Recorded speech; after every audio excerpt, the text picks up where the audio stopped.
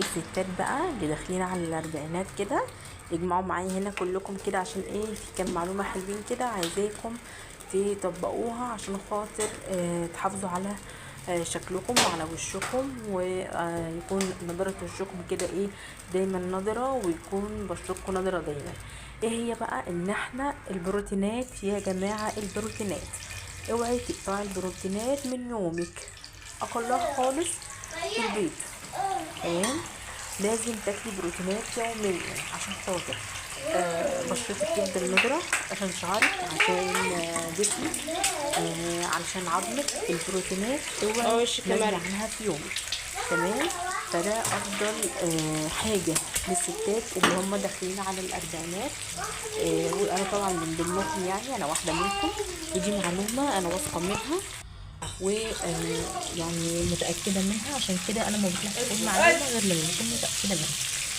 ويفضل تبدأي يومك بالبروتين زي البيض مثلا والجبن. الجبن ألبان يا جماعة. البروتينات طبعا البيض، ممكن تونة لو حابة، ممكن بص كل واحد بقى حسب رغبته. تمام؟ البيض ممكن تاكليه اومليت عادي، ممكن تاكليه مسلوق عادي، مش هيأثر في اي حاجة، ولكن لازم يكون في بروتين في يومك. وجبة الغداء هتقدري تجيبي فراخ ماشي، لحم ماشي، الموجود عندك المتاح.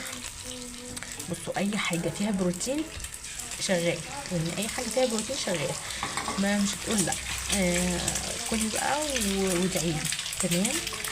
المهم حبايب قلبي، ده فطاري النهارده. انا هعمل بيض كده اومليت انا والولاد، نفطر بقى سوا كده. طبعا قلة البيض كده انا بحط على البيض بتاعي بحط عليه كمون كتير، لان انا يعني بادئه مرحله دايت، فبحب الكمون. والكمون برضو من الحاجات الحلوه اللي بتساعد على حرق الدهون، وبالاخص لو انتي تشربي معاه ليمون، يعني تشربي كمون مع ليمون حلو قوي يا جماعه.